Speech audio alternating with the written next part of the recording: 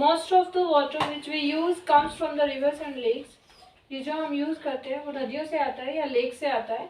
Every day many unwanted and harmful substances are thrown into the rivers and lakes। हर रोज जो हमारे नुकसान वाले substances हैं वो नदियों में या तो छोड़े जाते हैं या लेक्स में।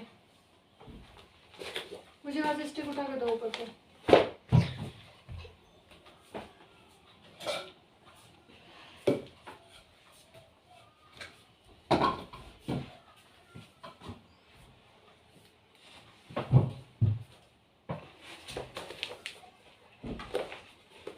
गैप रहना चाहिए बीच में, बस that's it. And we say that the water has been polluted. Sorry, this makes the water of rivers and lakes impure। इसकी वजह से rivers का and lakes का जो water है वो गंदा हो जाता है, impure हो जाता है, यानी contaminate हो जाता है। And we say that water has been polluted। हम इसे कहते हैं कि water polluted हो गया है, गंदा हो गया। The contamination of water of rivers, lakes and ponds etc. with unwanted and harmful substances is called water pollution। पानी का दूषित होना, रिवर्स के या लेक्स के या पॉन्ड्स के पानी का, उसमें जब अनवांटेड सब्सटेंसेस या नुकसान पहुंचाने वाले सब्सटेंसेस उसके अंदर मिक्स हो जाते हैं, then it is called water pollution. Water is said to be polluted when it becomes unfit for drinking और बाथिंग। जब पानी हमारा पीने के लिए अनफिट हो जाता है या बाथ के लिए अनफिट हो जाता है तो हम कहते हैं कि पॉल्यूटेड हो गया। The unwanted and harmful substances which make the water impure are called water pollutants। वो substances जो unwanted है यानी जिन्हें हम नहीं चाहते कि वो उसमें हो, या फिर जो नुकसान पहुंचाने वाले substances हैं जो water को impure बनाते हैं, उन्हें हम कहते हैं water pollutants। In other words, the substances which pollute water are called water pollutants। हम कह सकते हैं वो substances जो water को pollute करते हैं उन्हें कहते हैं water pollutants। Make the water impure। The major pollutants which cause water pollution are, जो major हमारे pollutants हैं जो बड़ी मात्रा में मिलते हैं जो हमारे पानी को pollute करते हैं, वो क्या है? सीवेज है, फर्टिलाइजर्स हैं, पेस्टिसाइड्स है एंड इंडस्ट्रियल वेस्ट है। ठीक है, all these water pollutants are harmful and dangerous to human beings. ये सारे के सारे वाटर पॉल्यूटेंट्स नुकसानदायक हैं और खतरनाक हैं इंसान के लिए, एनिमल्स के लिए एंड प्लांट्स के लिए। Some pollutants can even cause death.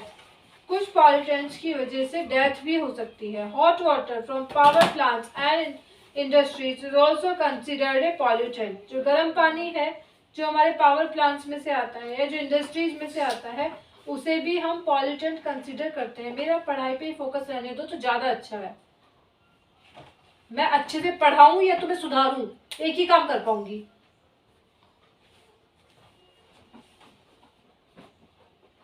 This is because when very hot water coming from power plants and industries in discharged into the rivers and lakes या ponds वगैरह में, it raises the temperature of the river water या lakes का या ponds का जो temperature है वो increase कर देता है। तो जो उसमें aquatic animals है यानी जो वहाँ का aquaculture है वो उसको बढ़े हुए टेम्परेचर में सर्वाइव नहीं कर पाता, तो उसके लिए नुकसानदायक है, एनिमल्स के लिए या प्लांट्स के लिए।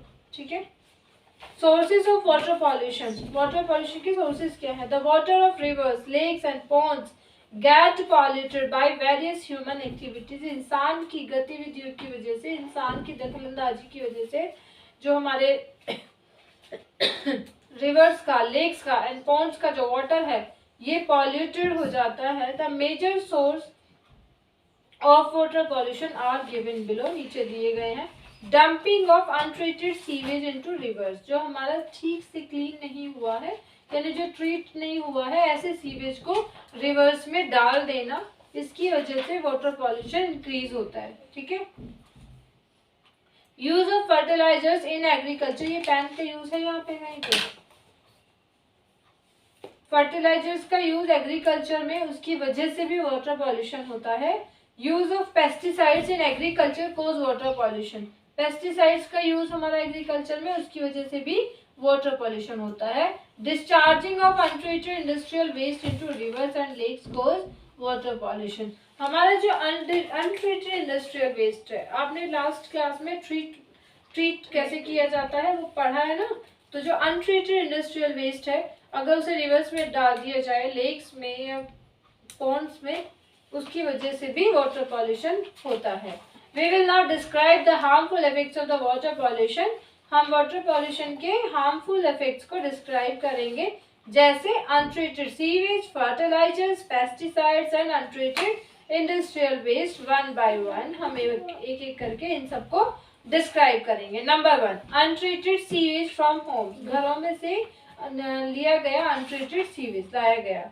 The waste water containing human excreta and carried in sewer. जो इंसान का एक्सक्रीटा होता है, मलमूत्र होता है, वो हमारा ले जाया जाता है सीवर्स तक, इज कॉल्ड सीवेज। उसको हम कहते हैं sewage. At many places untreated sewage from homes is dumped into rivers which pollutes the river water. बहुत सारी जगहों पे ये जो अनट्रीटेड सीवेज है, ये रिवर्स में डंप कर दिया जाता है, जो हमारे रिवर वाटर को पॉल्यूट करता है। Sewage contains several harmful microorganisms such as bacteria, protozoa, fungi, viruses and parasites। Sewage के अंदर बहुत सारे नुकसान पहुंचाने वाले हार्मफुल माइक्रो ऑर्गेनिज्म होते हैं, जैसे बैक्टीरिया होता है, protozoa, fungi, viruses and parasites. ये आपने पढ़े हैं। विच कोज सीरियस डिसीजेज इन ह्यूमंस, जिसकी वजह से इंसानों के अंदर सीरियस बीमारियां पैदा हो सकती हैं। The drinking of river water contaminated with sewage can cause waterborne diseases such as cholera, typhoid, diarrhoea, dysentery and jaundice. जो हमारा अनट्रीटेड वाटर है, उसको जब हम पीने वाले पानी में जब वो मिक्स हो जाता है, तब हम उसे यूज़ करते हैं। जब उसके बाद कंटामिनेटेड वाटर के यूज़ की वजह से वाटर बोर्न डिसीजेस हो जाती है। कौन कौन सी है? जैसे cholera, typhoid, diarrhoea and dysentery. ठीक है, जॉन्डिस ऑल्सो। जॉन्डिस पता पीलिया को बोलते हैं। ठीक है।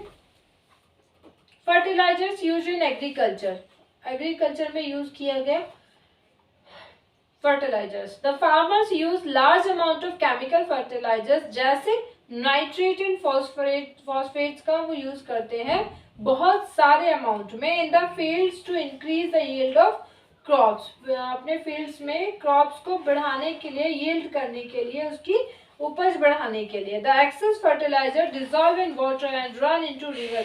जो ज़्यादा फर्टिलाइजर है वो पानी में डिजॉल्व हो जाता है, मिक्स हो जाता है, घुल जाता है और वो नदियों में चला जाता है, या लेक्स में या पॉन्ड्स में। Fertilisers are plant nutrients. ये पौधों के न्यूट्रिएंट्स हैं। So the fertilisers cause rapid growth of tiny green water plants called algae in the river. जब ये नदियों में चला जाता है, तो नदियों में जो हमारी काई भी बोलते हैं, शैवाल बोलते हैं या एल्गाई बोलते हैं, ये इसको न्यूट्रिएंट मिल गया, राइट। अब न्यूट्रिएंट मिल गया तो वो जल्दी से बड़ा हो जाएगा तो उसके ऊपर एक कवरिंग हो जाएगी, पानी के ऊपर कवरिंग हो जाएगी, तो उसमें ऑक्सीजन नहीं पहुंच पाएगी, तो एक्वेटिक या मैराइन कल्चर सही से काम नहीं कर पाएगा। Got it? The algae grows so well by taking fertilizers। बहुत अच्छे से ग्रो होगी फर्टिलाइजर्स को यूज करके। That they cover the whole surface of water. वो उसको कवर कर देंगे लाइक ए ग्रीन शीट की तरह। When the algae complete their life cycle and die, जब वो मरेगी, bacteria decompose the huge mass of dead algae by using the dissolved oxygen of water in the river। और जब ये मरेगी तब भी इसके डिकम्पोजिशन के लिए, इसके जो डेड एल्गाई है उसको खत्म करने के लिए जो बैक्टीरिया है वो पानी में घुला हुआ ऑक्सीजन यूज करेंगे उसके डिकम्पोजिशन के लिए। Due to this the amount of dissolved oxygen in the water of river, lake और pond decrease too much and the fish living in the water die of oxygen starvation. जो इसकी वजह से, एक तो उसके ऊपर कवर हो गया तो प्रॉपर ऑक्सीजन सप्लाई नहीं हो रही है, दूसरा उसमें जब वो मरेगा तब उसको डिकम्पोज करने के लिए जो बैक्टीरिया है वो ऑक्सीजन का यूज करेंगे, तो वो पानी में से जो ऑलरेडी डिजॉल्व ऑक्सीजन था वो भी हमारा गया, तो उसकी वजह से हमारा जो फिश है, फिशेस वगैरह है, वो मरनी शुरू हो जाएंगी। किसकी वजह से मरेंगी? Oxygen starvation. स्टारवेशन मतलब भूखमरी, ऑक्सीजन की कमी। ठीक है, तो ये क्या होता है? स्टारवेशन।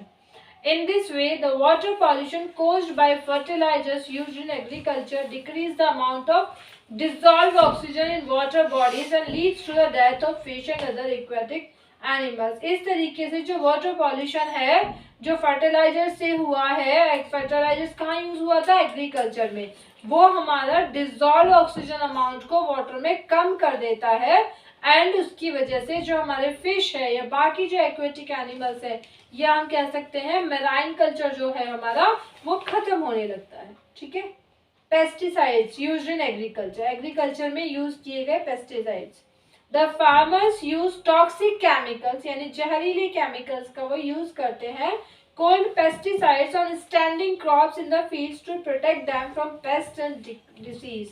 जो फार्मर्स हैं वो केमिकल्स का या टॉक्सिक केमिकल्स का, पॉइजनस केमिकल्स का यूज करते हैं, जिन्हें पेस्टिसाइड्स करते हैं, उन्हें अपने फील्ड्स में जो उनकी पैदावार हो चुकी है, जो फसल उग चुकी है, उसमें कीड़े लगने से, कोई बीमारी लगने से रोकने के लिए पेस्टिसाइड्स का यूज करते हैं। ठीक है। पेस्ट से बचाने के लिए और डिसीज से बचाने के लिए।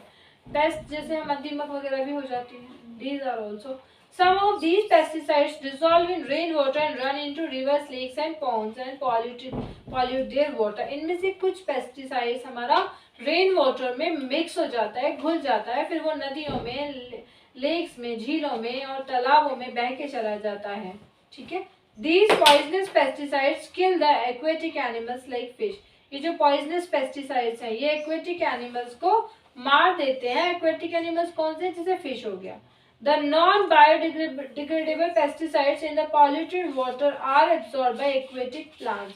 नॉन बायोडिग्रेडेबल जो मतलब बायोडिग्रेडेबल ना हो, यानी वो जो खत्म ना होता हो, pesticides in the polluted water में आ जाते हैं, are absorb by aquatic plants, उनको एब्सॉर्ब कर लेते हैं। These aquatic plants are then eaten by aquatic animals like fish। अब ये जो पानी में जो प्लांट्स है, पानी के रहने वाले प्लांट्स, इनको खाया जाता है एक्वेटिक एनिमल्स के थ्रू या फिशेस वगैरह के through. During this pesticides are transfer from aquatic plants to fish. इसमें जो एक्वेटिक प्लांट्स हैं उनसे पेस्टिसाइड फिश में ट्रांसफर हो जाएगा। वो फिश, उस फिश को जब इंसान खाएगा तो इंसान को तो नुकसान पहुंचेगा। Next is untreated industrial waste। Almost all the industries produce toxic chemicals। ज़्यादातर इंडस्ट्रीज हमारे जहरीली पदार्थ प्रोड्यूस करती हैं उनके वेस्ट की फॉर्म में। These are called industrial waste कहा जाता है इसको। The untreated industrial waste are discharged by the industries। ये जो untreated industrial waste है ये डिस्चार्ज किया जाता है इंडस्ट्रीज के through into the nearby rivers or lakes में। In this way the river water or lake water gets polluted with toxic chemicals। इस तरीके से जो नदियों का पानी है या जो झीलों का पानी है वो टॉक्सिक केमिकल से जहरीला हो जाता है, पॉल्यूटेड हो जाता है। The toxic chemicals present in industrial waste are the compounds of harmful metals such as mercury, lead, arsenic, nickel and cadmium. Toxic chemicals जो हमारे इंडस्ट्रियल वेस्ट में पाए जाते हैं वो हमारे हार्मफुल मेटल्स हैं, जैसे मर्करी है, लेड है, आर्सेनिक है, निकल है, कैडमियम है। ठीक है। These toxic industrial waste are released by chemical industry। ये जो हमारा जहरीला इंडस्ट्रियल वेस्ट है ये कौन रिलीज करते हैं? केमिकल इंडस्ट्री ना, textile industry, leather industry, paper mill, जो भी इंडस्ट्रीज है, रिफाइनरीज, डाइज, पेंट मैन्युफैक्चरिंग, सारी इंडस्ट्रीज करती हैं बेटा। The water of rivers and lakes polluted with toxic industrial waste can kill fish and other aquatic animals. ये जो लेक्स का, जो रिवर्स का वाटर है जो पॉल्यूटेड हो गया है हमारा जहरीले इंडस्ट्रियल वेस्ट की वजह से, ये हमारा मार देता है वहाँ की फिशेस को या अदर एक्वेटिक एनिमल्स को which live in this river or lake। The toxic metal compounds present in this polluted water can enter the human body through the food chain। Food chain के through ये इंसान की body में enter हो जाते हैं। They can damage our nerve system and cause disease such as blood poisoning and cancer। ये हमारे नर्वस सिस्टम को खत्म कर सकते हैं और उनकी वजह से बीमारियां हो सकती हैं, जैसे ब्लड पॉइजनिंग हो गया या कैंसर हो गया। Harmful effects of water pollution के हार्मफुल इफेक्ट्स क्या है? The various harmful effects of water pollution are as follows. Drinking of water polluted with untreated sewage can cause disease such as cholera, typhoid, diarrhea, dysentery and jaundice. जो polluted पानी है, गंदा पानी है, जो untreated sewage के साथ मिलके या कैसी भी अलग से गंदा पानी है, कहने का मतलब अगर हम उसको यूज कर लेते हैं, पी लेते हैं, तो उसकी वजह से बीमारियां हो जाती हैं, जैसे cholera, typhoid, dysentery, jaundice and diarrhoea. Water of rivers and lakes polluted with fertilisers. Rivers और लेक्स का जो वाटर है वो पॉल्यूट हो जाता है फर्टिलाइजर से. Can cause the death of aquatic animal like fish. जो हमारा रिवर्स का या जो लेक्स का पानी है ये हमारा गंदा हो जाता है और उसकी वजह से जो एक्वेटिक एनिमल्स हैं जैसे फिश है, या जो एक्वेटिक में कोई बहुत सारे आ सकते हैं बेटा, सिर्फ फिश ही नहीं है, बहुत सारी चीज़ें होती है, तो वो भी मर सकते हैं. Water of rivers and lakes polluted with pesticides can kill aquatic animals and also damage our health. ये क्या एक्वेटिक एनिमल्स को तो मार ही मार देंगे, लेकिन हमारी हेल्थ के लिए भी नुकसानदायक है. Water of rivers and lakes polluted with toxic industrial waste kill the aquatic animals like fish, damage our nervous system and cause disease such as blood poisoning and cancer. ये जो रिवर्स का या जो लेक्स का जो water है जो polluted हो जाता है, उसकी वजह से जो हमारा नर्वस सिस्टम है वो डैमेज हो सकता है. डिसीज, कोई भी डिसीज हो सकती है, जैसे ब्लड पॉइजनिंग या कैंसर, ऐसी बीमारियां भी हो सकती हैं.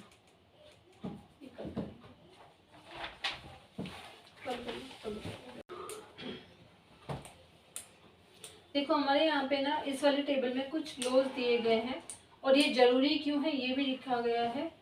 और whose interest does the law protect, मतलब ये जो लॉ है ये किसको प्रोटेक्ट करता है ये भी लिखा गया है. तो कुछ नहीं दिए गए हैं, ये आपको ढूंढ के लाने हैं. कल ये सारे बेटा एक बार देखना सारे लॉज को, जैसे मैं समझा देती हूँ. चलो लॉज मैं बता देती हूँ.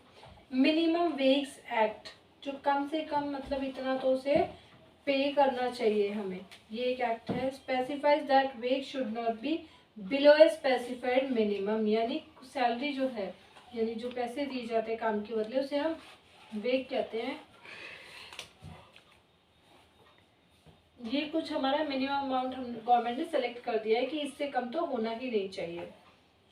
Law specifying that there be adequate safety measures in the work place. एक लॉ है जो हमारा काम जहाँ हम करते हैं किसी कंपनी में, वहाँ पे पर्टिकुलर बहुत अच्छे खासे सेफ्टी मेजर्स हो उनसे related. For example alarm system है, जैसे इमरजेंसी एग्जिट है, प्रॉपरली फंक्शनिंग मशीनरी है, ये सब चीज़ें इस लॉ के अंदर आती हैं. Law requiring that the quality of goods meet certain prescribed standards. For example जैसे आप देखते हो कि ISI होता है, FSSAI होता है, तो हमारे कुछ क्वालिटी ऑफ स्टैंडर्ड्स के अकॉर्डिंग हम उसको मतलब मीट कराते हैं अपने गुड्स को, यानी उसके स्टैंडर्ड्स को पार कर दें. Law requiring that the prices of essential goods are not high. For example sugar, calcium, food grains, ये जो जरूरी है रोजमर्रा की जो दैनिक जरूरतों की जो चीज़ें हैं उनके प्राइसेस बहुत ज़्यादा ना हो कि लोग उनको अफोर्ड ही ना कर पाए. ठीक है. Law requiring that factories do not pollute air और वाटर. ऐसा लॉ की जरूरत जिसमें जो फैक्ट्रीज हैं वो एयर को पॉल्यूट ना करें एंड वाटर को पॉल्यूट ना करें. Laws against child labour in work places. जो चाइल्ड है, जो बच्चे काम करते हैं वर्क प्लेसेस पे, काम करने बहुत सारी जगह होते हैं, ढाबे पे कर रहे होते हैं चाय देने के लिए, बहुत सारी जगह कर रहे होते हैं, उसके लिए लॉ बना है. Law to form worker unions या एसोसिएशन, जो हमारे मजदूर हैं उनकी जो यूनियन बनाने के लिए भी लॉ बना है या एसोसिएशन के. अब इनके जो इंटरेस्ट है ये सब इस टेबल को कंप्लीट करके लाओगे आप लोग. ठीक है. But merely making law is not enough. सिर्फ कानून बना देना ही काफी नहीं है. The government has to ensure that these laws are implemented. Government को ये इंश्योर करना होगा कि इन कानूनों को इम्प्लीमेंट भी किया जा रहा है. मैंने पेंसिल उठा के रखी थी बीच में. This means that the law must be enforced, यानी इसका मतलब है कोई भी कानून लागू किया गया हो, एनफोर्स्ड किया गया हो किसी के ऊपर, है ना। Enforcement becomes even more important when the law seeks to protect the weak from the strong. जब किसी की कमजोरी को, किसी कमजोर को किसी मजबूत से बचाने के लिए जब कोई लॉ बनता है तो उसमें उसका अप्लाई होना यानी एनफोर्समेंट बहुत इंपॉर्टेंट हो जाता है, ठीक है। For instance to ensure that every worker gets fair wage, यानी अभी हम देखें कि ये एंश्योर होना चाहिए या एंश्योर है, ये एंश्योर करने के लिए कि हर वर्कर को सही उनका वेतन मिले, the government has to regulate inspect work sites. जो गवर्नमेंट है वो लगातार रेगुलरली इंस्पेक्ट करती रहती है वर्क साइट्स को, and punish those who violate the laws. जो कानून का पालन नहीं करते हैं उनको पनिश भी करती है। व्हेन वर्कर्स आर पुअर और पावरलेस, जो बहुत गरीब होते हैं या उनकी हाथ में कोई पावर नहीं होती, the fear of losing future earnings और facing reprisals often forces them to accept low veg.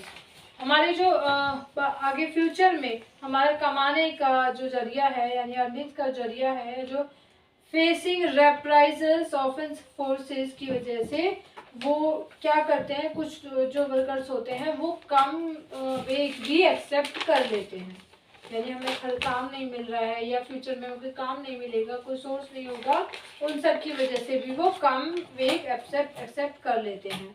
Employees knows this well and use their power to pay workers less than the fair wage. Employ जानते हैं इसको अच्छे से, वो अपनी power का use भी करते हैं वर्कर्स को फेयर वेज मिले इसके लिए। In such cases it is crucial that laws are enforced. कुछ केसेस में ये बहुत ज़रूरी हो जाता है कि जो कानून है उनको लागू करा गया हो, सिर्फ कानून बन के ही खत्म नहीं हो जाता, उनको लागू भी करना होता है। Through making enforcing and upholding these laws, यानी इनको बनाना, through making enforcing and upholding और बनाए रखना इन लॉज को। The government can control the activities of individuals और private company so as to ensure social justice. जो गवर्नमेंट है वो हमारी पर्टिकुलर किसी इंसान की एक्टिविटी को या किसी प्राइवेट कंपनी की एक्टिविटीज को ध्यान में रखती है और उन पर इंश्योर भी करती है ताकि उससे किसी का नुकसान न पहुंचे, सोशल जस्टिस के लिए, ठीक है। Many of these laws have their basis in the fundamental rights. इनमें से काफ़ी सारे लॉज के उनके बेसिस हैं फंडामेंटल राइट्स में, जो guaranteed by the Indian institution, जिसे गारंटी करता है हमारा constitution. For instance the right against exploitation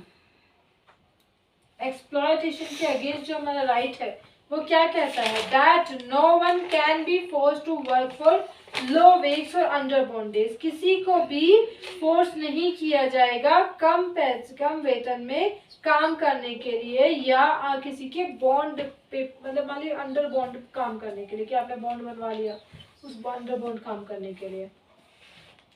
Similarly, the Constitution lays down no child below the age of 14 years shall be employed to work in any factory or mines or engaged in any other hazardous employment. जो 14 साल से छोटे बच्चे हैं वो किसी factories में, mines में या किसी हानिकारक जगहों पे काम नहीं कर सकते, ठीक है। How are these laws played out in practice? इनको कैसे प्रैक्टिस में लाया जाता है? To what extent do they address the concern of social justice? किस हद तक वे सोशल जस्टिस के कंसर्न को एड्रेस कर रहे हैं, यानी उनको ध्यान में रख के बनाया गया है। These are some of the questions that this chapter will now go into that. छोड़ो बेटा, ये भोपाल गैस ट्रेजरी जो है इसे आप लोग घर से तैयार करोगे, इसे मुझे कल सुनाओगे आपको। Bhopal gas tragedy very very important tragedy है हमारी इंडिया की हिस्ट्री में। हम इसके बारे में पूरी ठीक से करो, पूरा बैठ के, और इधर फेस कर लो, मैं इधर फेस करो, हाँ भी करो ठीक से, थोड़ा सा आगे हो जाओ, पीछे हटकोगे नहीं तो। करो स्टार्ट, पीछे मत बैठ जाना उस पे सोफे पे, आगे हो जाओ थोड़ा सा। बस करो स्टार्ट, फटाफट जल्दी, पूरा बैठना नीचे। हाँ करते हुए बच्चा हुआ भी हो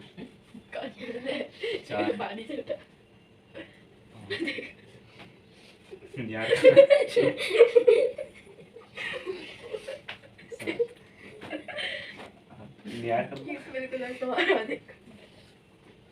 जल्दी जल्दी। यार 12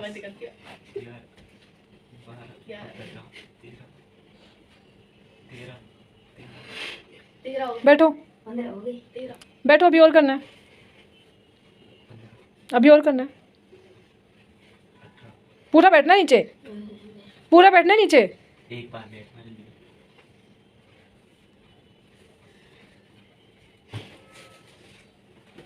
मैंने पूरा बैठने के लिए बोला है यहाँ पे। पूरा मतलब जमीन पर बैठ के भंडारे में बैठा है।